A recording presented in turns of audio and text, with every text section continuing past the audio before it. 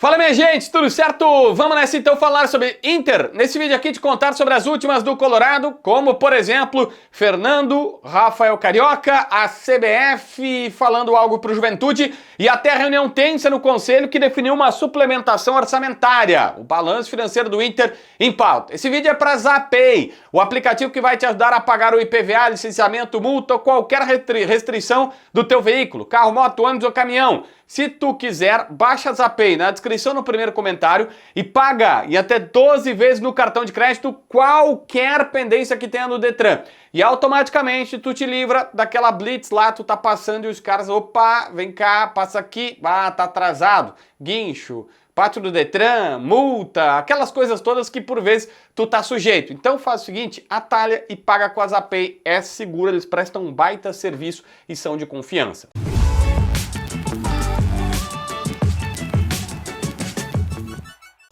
Gente, olha só, a primeira informação aqui não é nada absurdo, o Rocher tá lesionado novamente, né? O Antony vai seguir e a tendência é que seja uma lesão para coisa de um mês fora, só depois da data FIFA no mínimo, e o Antony vai ter sequência. Enfim, o Rocher é mais... ele permanece mais tempo no DM do que qualquer outra coisa. É óbvio que não é de propósito, é óbvio que toda hora tem alguma coisa diferente, não é? O jogador fazendo migué, mas infelizmente o custo-benefício dele tá ruim, né? O Internacional tem uma questão importante para falar sobre volantes, e dois nomes surgiram nas últimas horas.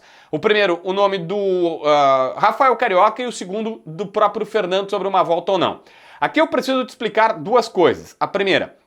Lucas Colar, repórter, ainda do canal Voz do Gigante, que vai acabar em dezembro, eles já anunciaram o projeto, cada um vai seguir seu caminho, enfim, faz parte, os dois são ótimos profissionais. Lá pelas tantas, o Lucas Colar informou que o Rafael Carioca está na pauta do Inter, que tem uma pessoa importante no contexto, que ele confia, que disse, olha, o Internacional está analisando a possibilidade de contratar o Rafael Carioca. Até o começo desse mês de outubro, ainda tem como contratar jogadores que estão livres no mercado desde que a janela de transferências estava aberta. E é o caso do Rafael Carioca, que rescindiu já há um tempão com o Tigres, não joga há alguns meses, diga-se de passagem, desde abril, maio, por ali, e ele poderia assinar por qualquer clube do futebol brasileiro, mesmo com a janela fechada. Mas tu pode inscrever no Brasileirão até o começo deste mês de outubro, então teria mais alguns dias para fechar um negócio. Eu preciso te dizer que, primeiro, você é um jogador de 36 anos, que não joga há alguns meses. E segundo, o empresário dele, em contato comigo, negou qualquer procura da diretoria do Inter. Mas o Colar é um cara bem informado e entende, olha, o Inter tá vendo a possibilidade e o nome do Rafael Carioca seria um dos nomes colocados para primeiro volante. Eu imagino que tudo isso está passando pela nova comissão técnica, que chegou agora, está pedindo reforços e imagino... É uma projeção minha, tá? É normal que nomes sejam avaliados. Bom, uma galera vai perguntar sobre Fernando. O que eu tenho sobre Fernando, que a gente acabou conseguindo apurar na redação do Debate Raiz, vamos colocar assim, eu e o Lucas Dias. O Fernando, quando teve a entrevista polêmica da ESPN, foi procurado pela diretoria colorada.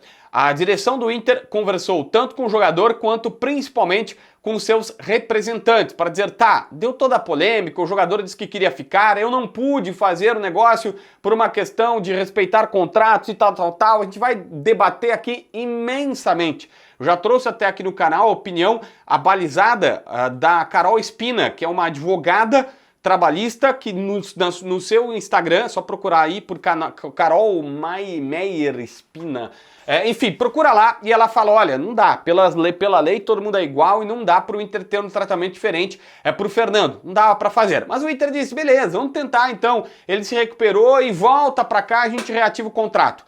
Não, Fernando e seu agente responderam negativamente para o Inter, segundo a versão que a gente está recebendo.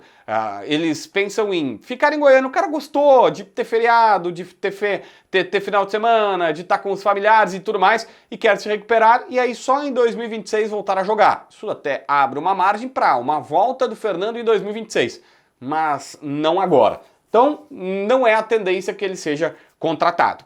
Gente, deixa eu trazer um assunto aqui, que eu sou o cara mais mala da imprensa com isso, eu sempre procuro falar isso nos meus espaços, que são erros de arbitragem que são cometidos a favor da dupla Grenal, mas que não são repercutidos. E pasme, há erros contra Corinthians, contra Flamengo, contra Palmeiras, contra Grêmio, contra Inter e a favor também. E agora, o vice-presidente do Juventude, na chegada em Belo Horizonte para o jogo do Juventude contra o Atlético Mineiro, revelou que, em contato com a CBF, houve uma resposta deles dizendo que tanto no lance do Vitor Gabriel, que o Vitor Gabriel vai por cima sobre a bola, e também no pênalti cometido em cima do Enio na grande área colorada, obviamente era pênalti pró-Juventude, o VAR deveria ter chamado para revisão, ou seja, foi um erro da arbitragem, foram 2 erros da arbitragem. Um jogador do Inter tinha que ter sido expulso e tinha um pênalti para o adversário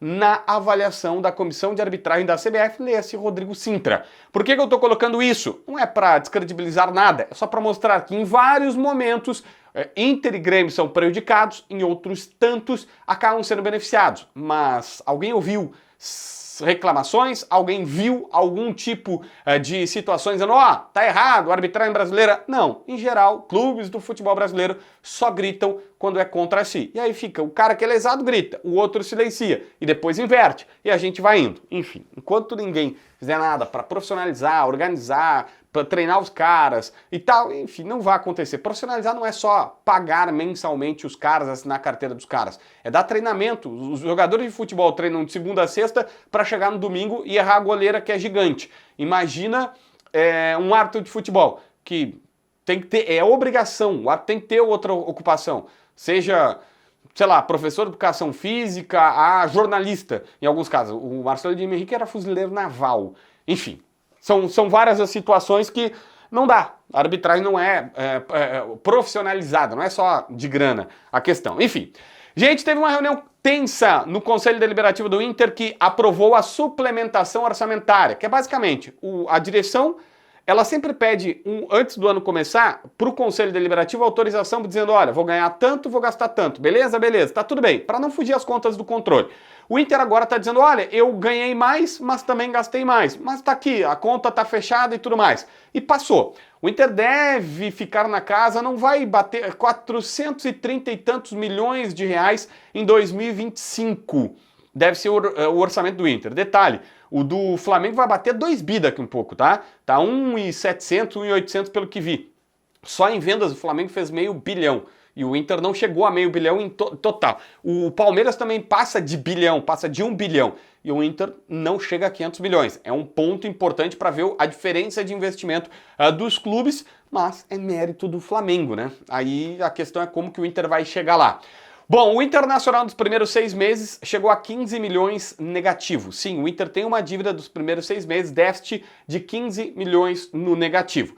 A folha estava em quase 20 milhões de reais. Folha na carteira, direito de imagem, incluindo comissão técnica, tá? Mas esse valor vai cair bastante porque o Inter vendeu pra caramba. O Inter liberou vários jogadores. Do Wesley, Fernando, Ener Valencia, saiu um monte de gente. E agora esse valor vai cair. Mas, por exemplo, tem o pagamento da multa do Roger Machado, que tem que ser paga a partir de agora, essa multa não é baixa, tudo mais. O Inter acredita que ao final do ano vai ter 7 milhões de reais positivo na temporada. Mas daí tu vai dizer, mas peraí, como é que vai ter 7 milhões de reais positivo se o Inter tá devendo? Não, essa é a conta só do ano. Entre tudo que entrou e tudo que foi gasto no ano, vai ser 7 milhões no lucro, mas esse dinheiro não vai estar sobrando no banco porque vai ir para pagar outras contas aí, né? Enfim, o fato é que o Inter tá... O Giovanni Zanardo fez um discurso até nessa reunião que foi bem tensa, tinha conselheiro pedindo impeachment do Barcelos e tudo mais, aquela coisa que nós já conhecemos de broncas de conselheiros, mas basicamente o Giovanni Zanardo fazendo um discurso que as finanças estão equilibradas e tal. Não estão, a dívida aumentou pra caramba, mas nesse ano especificamente o Internacional tá mais ou menos com essa situação, tá com uma folha de 20 milhões, folha de salário, imagem, todos os custos, junto com a comissão técnica batia nos 20 milhões, caiu drasticamente, porque eu mostrei aí, saiu um monte de gente, de gente importante que ganhava na casa de 1 milhão ou mais de 1 milhão em alguns casos, então vai baixar essa folha salarial. Mas isso não alivia a questão financeira do Inter, tá bom? Inscreve no canal, assina a notificação, deixa teu like, comenta aqui embaixo para ver mais vídeos.